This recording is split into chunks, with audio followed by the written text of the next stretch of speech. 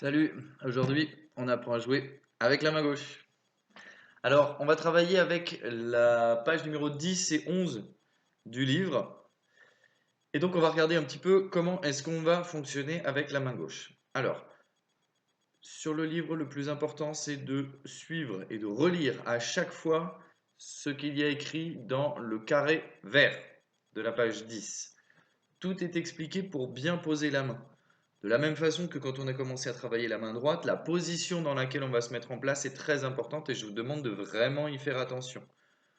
De vraiment être précis et de toujours répéter les mêmes gestes de façon à ce que la main prenne une bonne habitude de placement. Voilà, c'est ça qui va faire la différence entre quelqu'un qui va y arriver et quelqu'un qui va avoir du mal à y arriver. Alors, pour pouvoir jouer avec la main gauche, on a besoin d'une nouvelle note. Et on va apprendre le La.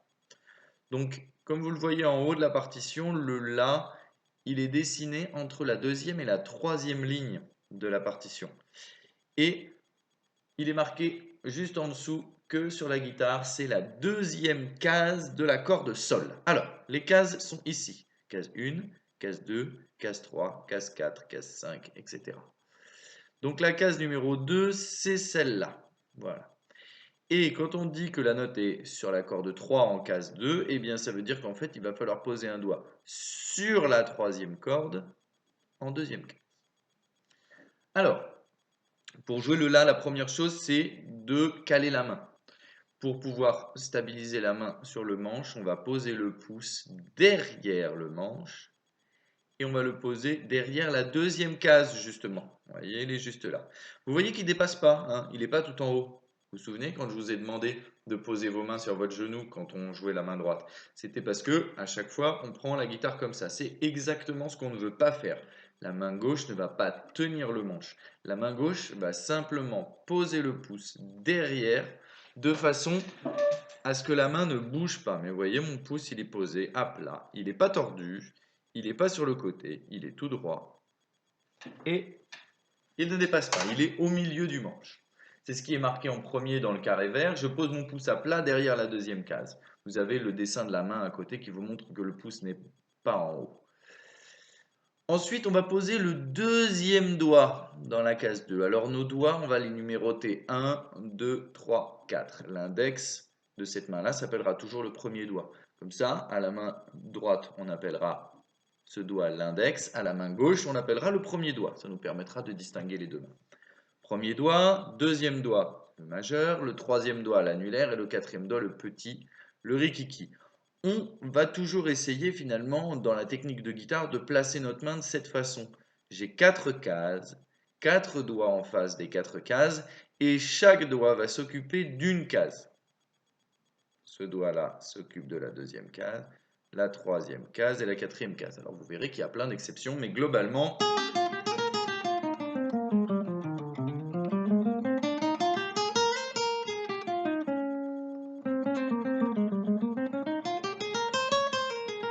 vous voyez que j'ai toujours les doigts en face de 4 cases.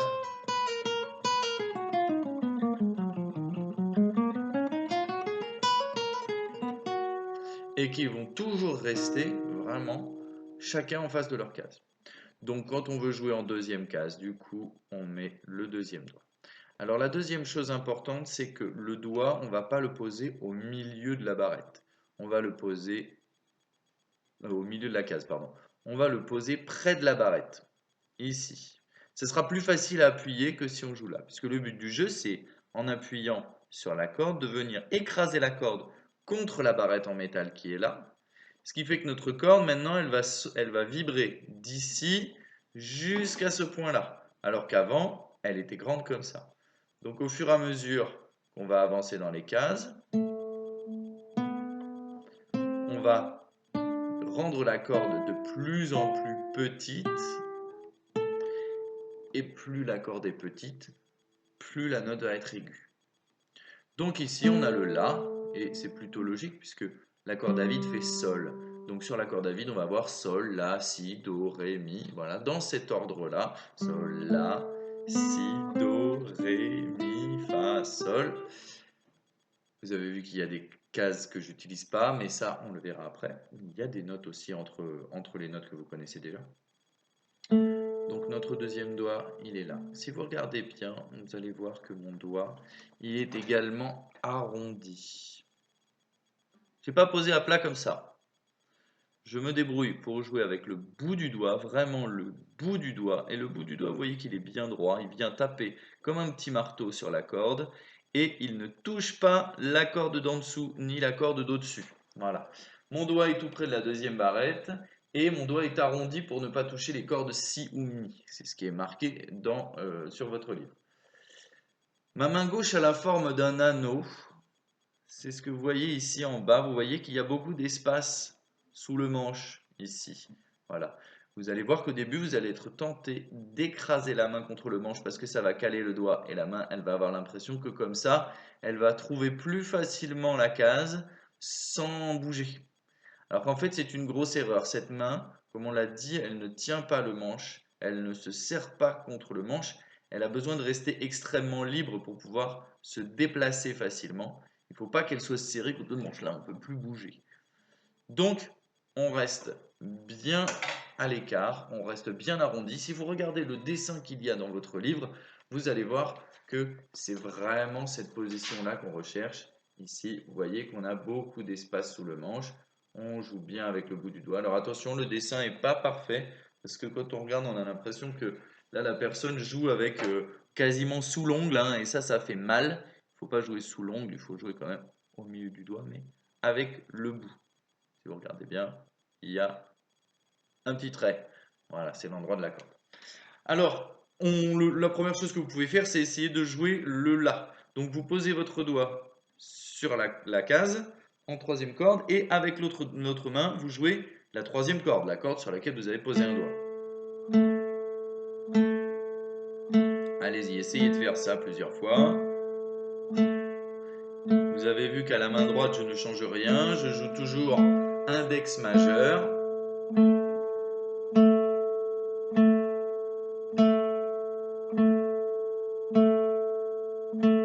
Et là, je laisse bien appuyer mon doigt. Hein. Si je l'enlève, je retrouve un Sol. Si je le pose, je joue un La. Un Sol, un La. Et ça, c'est le deuxième exercice que vous pouvez faire. C'est celui qui est marqué « Je m'entraîne », nouveau geste, en bas de la page 10.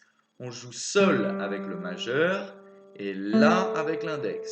Sol, La, Sol, La. Donc vous voyez que la main droite joue toujours sur la même corde. Hein. Et simplement, le doigt 2, ici, se lève pour jouer le Sol et se pose pour jouer le La.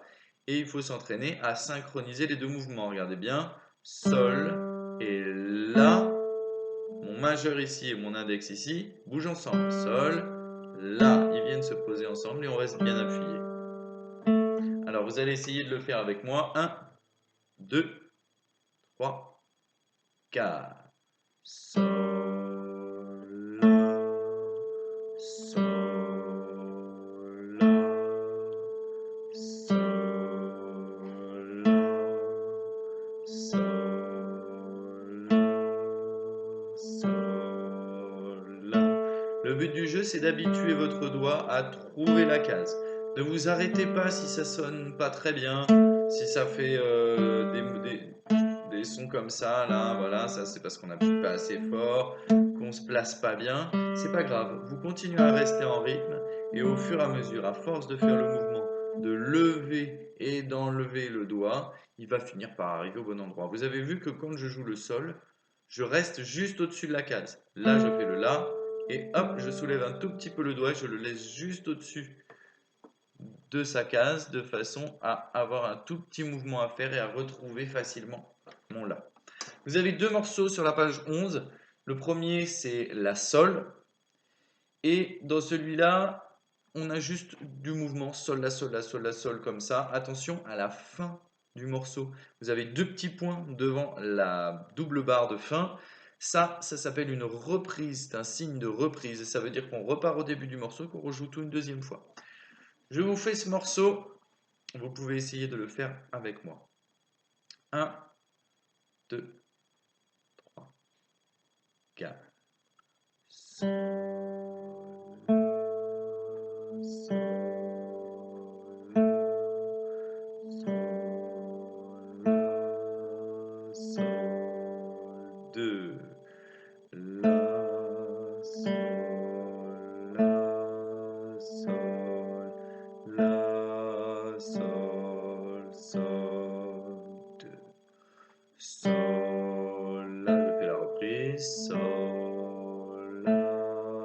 sol, la, sol, 2. La, sol, la, sol, la, sol, sol, 2. On n'oublie pas bien sûr de vérifier avec quel doigt on joue. Hein, on commence le morceau avec le majeur, il faut absolument apprendre à contrôler. On continue de dire et de compter ce qu'on joue, toujours de façon à s'habituer à lire.